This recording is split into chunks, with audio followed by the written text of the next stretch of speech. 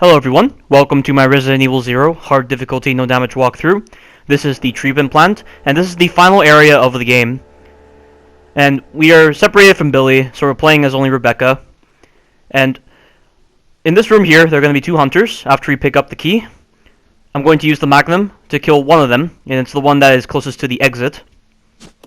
And I'm doing this so I can avoid RNG, because oftentimes people like to try to run past these two hunters, but the second hunter is incredibly random as to what he does, so I'm not going to put up with that. I'm just going to shoot him with the Magnum. And I know I said in the previous part that I would mainly use the Magnum against the Proto-Tyrant, and then I wouldn't really be using it for anything else. But I lied. I'm going to be using the pistol instead against the Proto-Tyrant, and then for the second Proto-Tyrant boss fight, I'm going to use the shotgun. And both these weapons are going to really help you save your ammunition. Because anyone who tries to use the Magnum on them, it is a valid option, but I don't recommend it. I mean, I originally used the Magnum against the Proto-Tyrant for the first boss fight, but that was because I didn't have enough confidence to do the strategy you're about to see. But now that I have the confidence to do it, he's a very simple fight, and he's a really great boss fight. Because he doesn't cheat, and there's actual consistency to the strategy. And the strategy to fight him is very simple. All you gotta do is stand at a distance, and he will always do the jump attack. When he's about to come at you with the jump attack, run to his left-hand side, because that's the part where his weaker hand is. And then shoot him while he's in recovery frames, and you will defeat this boss in about a minute and a half. That's how great this boss fight is. He doesn't have so much health, which is another one of the great reasons why this is a fantastic boss fight. And compared to the Tyrant from Resident Evil 1, this guy is actually more aggressive. The Tyrant from Resident Evil 1 was incredibly passive, so it allowed you to get behind him and just repeatedly stab him with the knife, and he would just die out very fast. This guy, staying behind him doesn't really work because he has counter animations to you being behind him. But even still, this is a really good strategy. I especially like the music that plays during this boss fight because it almost gives the impression that Rebecca's scared without Billy, and it really benefited the atmosphere in this part, which is great. And right here, if you go to floor 2, you'll get free Magnum ammo. And there's also pistol ammo here. Get the ammo quickly before that hunter comes. And then go to floor 4, which is how you progress the story. And once we're in floor 4, the treatment plant begins. And we're going to have a puzzle, but it's a very simple puzzle. So I'll explain what's going to be happening.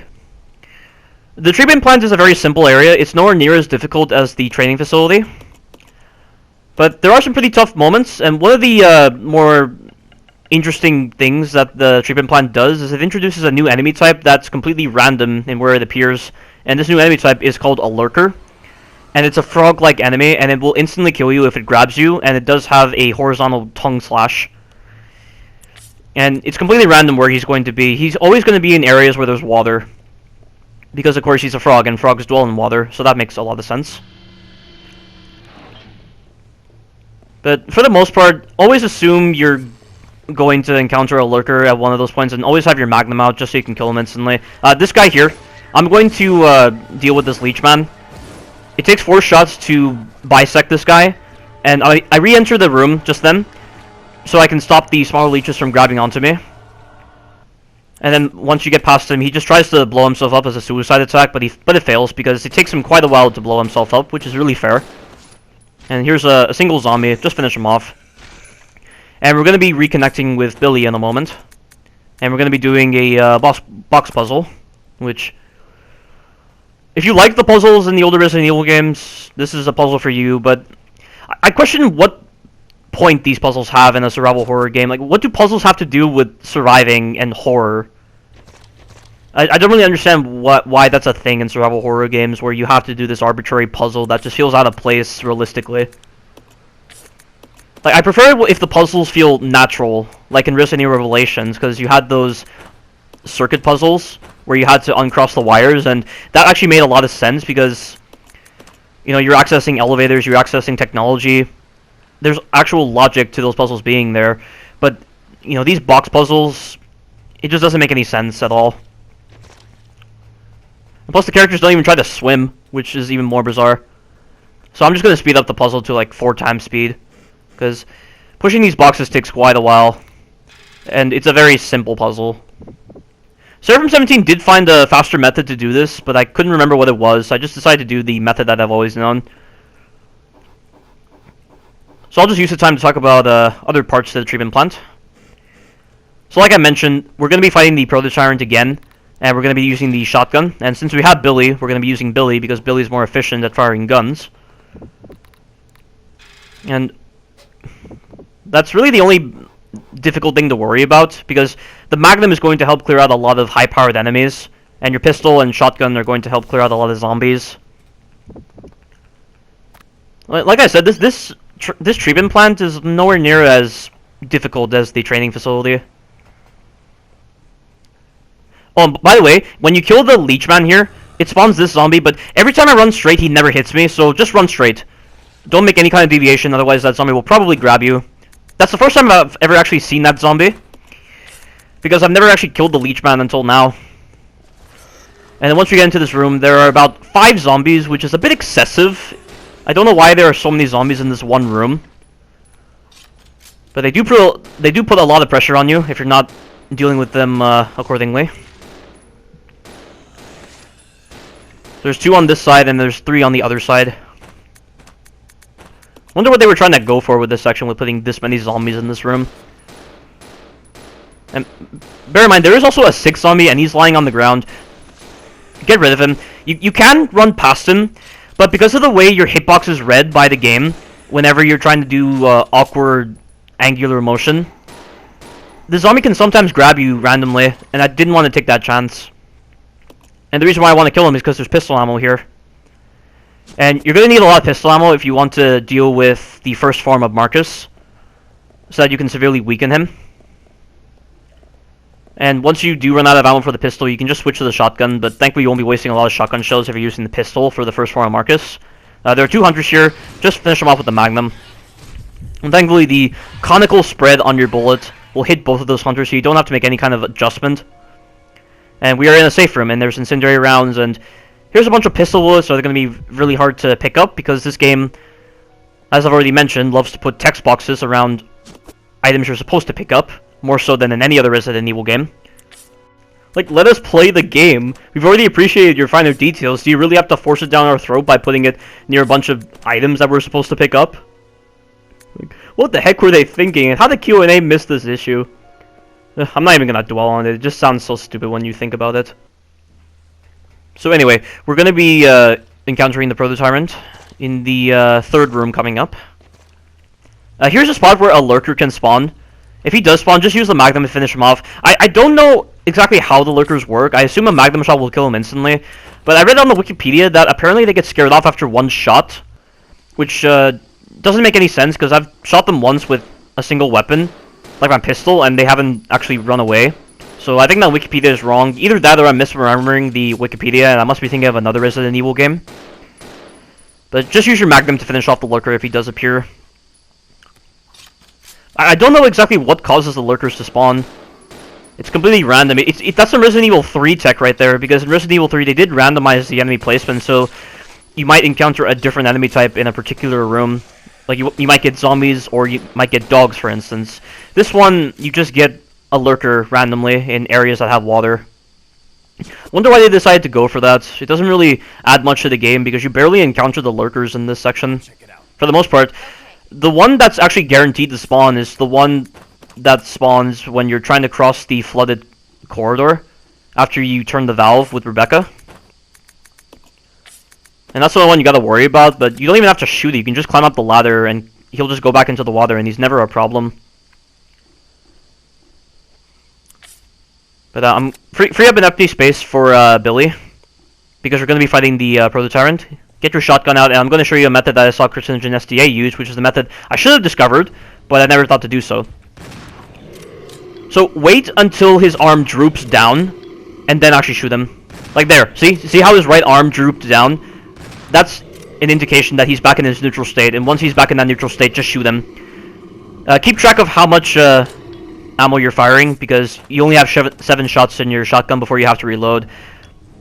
Just don't make my mistake previously. The first time I tried to do the strategy for this walkthrough, I wasn't keeping count of how many shotgun shells I had fired, so I ended up being caught reloading, and he meleeed me. Which was absolutely hilarious. And I had to repeat quite a long portion of this treatment plant facility, all the way back to where the video first started. And this guy dies in about 18 to 20 shots. I don't know why the damage is inconsistent, because I'm at close range, so consistently it would make sense for it to take 18 shots, but sometimes it takes 20 shots, and I don't know how the game's calculating the damage values on certain weapons. But he's dead, but wait until the music actually stops before interacting with this, because it still thinks he's alive. And then once the music stops, just interact with this. And then we're going to climb up this ladder, grab the motherboard, and we're going to be sending Rebecca inside of a crate to the other side of the treatment plant facility. And as long as you give Rebecca the Magnum, she'll be perfectly fine. She only has to deal with one enemy, which is just a plague crawler.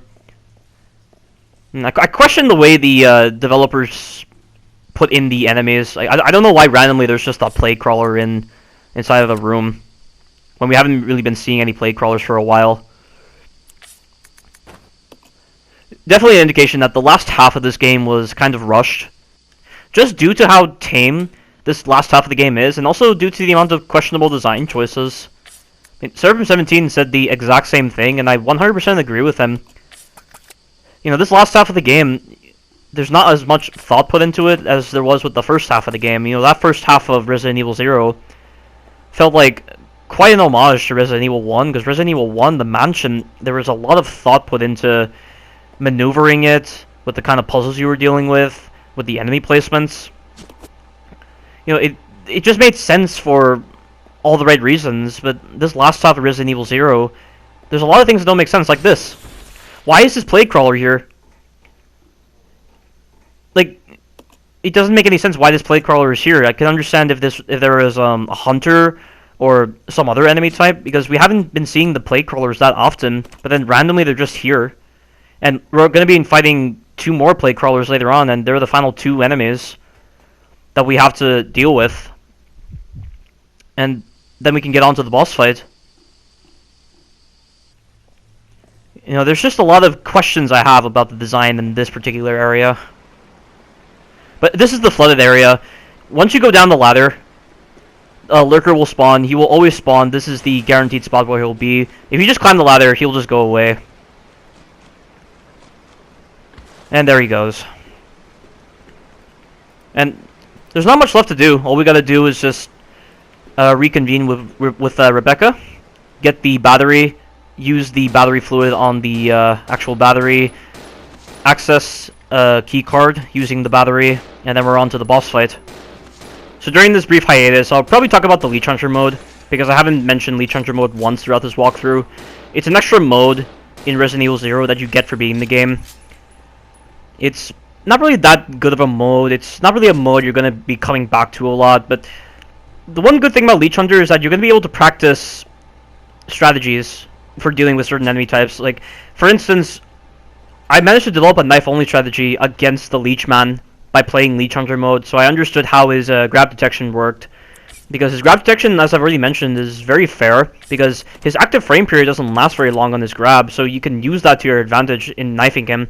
And also, when you knife downward, you stop the Leech Man from flailing about and just getting this movement boost that will allow him to grab you. And so you just basically loop his grab, and you can finish him off very easily with the knife. I mean, it's not really reliable for a no-damage strategy, because oftentimes the Leech Man is put in some really tight corridors that don't really make it possible to do knife only. And that's just there if you want to have additional ammo, but with this walkthrough you're already going to be dealing with the Leech Man accordingly and just dodging him without having to deal more damage to him than necessary. But that's really the only other reason I can think of to go back to Leech Hunter. But Leech Hunter mode just... It's kind of a boring mode. Once you understand how it works, it's all very simple. And they just put hunters everywhere. The enemy types have so much health. You know, like, it's almost as boring as Fort Survivor. You know, I talk a lot about the Resident Evil 2 remake, and one of the main reasons why it just fundamentally fails as a Resident Evil game in a lot of areas, and one of the main reasons is its content. And that's something I'm going to stress about when I do my Resident Evil 7 versus Resident Evil 2 remake video series. The content in Resident Evil 2 Remake is incredibly lazy because it's all just harkening back to Forza Survivor mode from the original Resident Evil 2, and every single piece of DLC, aside from the No Way Out scenario, it all just feels like Forza Survivor mode, where it's literally going from point A to point B with an enemy pattern that's very predictable, and once you develop a strategy, it's very simple, and you never ever want to experiment again. You know, you're just there for speedrunning, and as I already mentioned, the older Resident Evil games before Resident Evil 3 were all about speedrunning, and it definitely expressed itself in the content as well. Because Forza Survivor, Tofu Survivor, those were all just speedrun modes. Like, Tofu Survivor was literally just Forza Survivor mode, but you were just playing as a tofu that had only a knife, but again, it's just going from point A to point B, not even worrying about the enemy types, because the enemy types are always the same, and the pattern's always the same. And the strategies will always be the same, so there's no replay value whatsoever in Forza Survivor mode. Like, not even the No Way Out scenario is intriguing enough. All it is just you're inside the gas station area, and you just gotta survive by killing, is it like 125 zombies? But still, there's just a lot of predictability to it, and the enemy types it provides are just not interesting enough.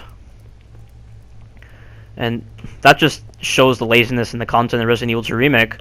Whereas with Resident Evil 7, which I think has the best content out of all the Resident Evil games, you have the Not a Hero DLC, which is a story DLC, and you get to play as Chris Redfield, and you change up the gameplay style of the original Resident Evil 7. And then you have the End of Zoe DLC, which is yet another change to the gameplay style because you're playing it as a brawler. Then you have the Banned Footage DLC, and in the Banned Footage DLC, you have the Night Terror DLC, which is kind of a combination between Mercenaries and Raid mode, and it's a really fun mode. And there's a lot of restricted runs you can do on the Night Terror DLC mode, and a lot of cool strategies you can develop. It's really fun, and I still play it to this day when I'm trying to do knife only on it. And I especially love the music in it, because the music in it is not some goofy, corny music like it is with the Mercenaries mode and Resident Evil 4, 5, and 6. It's actual, like, survival horror music. It feels like it befits survival horror a lot, and it sounds epic. It's a very fun mode. And then moving on, we have the Bedroom DLC, which harkens back to the puzzle-solving aspect of the older Resident Evil games, and it's so cool just to hear Marguerite and Jack talk and get those finer details, and you really come to appreciate the amount of detail that Resident Evil 7 has. Then you have the 21 DLC, which is another change to the gameplay style because it's a card game, which can at times feel rigged, but it's still a very fun game, and it can be very addictive. And then you have the Daughters DLC, which is mainly a story piece of content, and there's not a lot of gameplay to it, so there's not a lot of replay value in it, but it can still be kind of fun if you want to, you know, experiment with Jack a little bit. And then you have Ethan Must Die, which harkens back to the Souls era of gaming, because a lot of people consider Dark Souls and Bloodborne to be one of the hardest game series ever made, and it's all due to the way they designed their sections and the overall game design they go for, and the Ethan Must Die DLC is kind of harkening back to that, because it's a mode where you die in one hit, and you don't have any checkpoints. You go back to the very beginning, and item placements are random. You have to destroy a statue if you want to reclaim your last item, just like in the Souls games, where you had to reclaim all your souls or reclaim all your blood echoes. And then you have Jack's 55th birthday, which is a ranked mode. You get to feed Jack some food and also some drinks, and you get to do it in different levels. And it's a pretty fun mode. And speaking of the multiple levels, I wish the Night Terror DLC had multiple levels to it. I don't like how it's just in the basement area of the mansion. Like, there's so many different levels that it could have been done in. They could have had the guest house, they could have had the main house, they could have had outside in the yard, they could have had the greenhouse, they could have had Marguerite's house, they could have had the barn, they could have had the ship. They had so many different levels at their disposal to implement that mode, but for some reason they didn't bother doing it. And it would have been so cool. Like, they could have made some slight alterations to the environment to accommodate the mode, and maybe added some more different traps to the environment that probably suited the particular area you were in. And you could have faced different bosses. Like, you could have faced Marguerite, you could have faced Lucas, you could have faced other different types of bosses. Like, you could have faced Mia in one of them, for instance. Like, there's all sorts of different creative things they could have done with the Night Terror mode, but they didn't go for it, unfortunately, and that's kind of a shame. But I still love the Nightmare mode either way. Like, all the content in Resident Evil 7, just from what I've listed, it's so diverse. The amount of content Resident Evil 7 provides is something to be respected. Oh, by the way, that was the end of the first phase of Marcus. It's a very simple fight, that's why I split it up. And now we're going to be encountering the next phases of Marcus in the next video, so stay tuned for that. Thank you all for watching, and you take care now.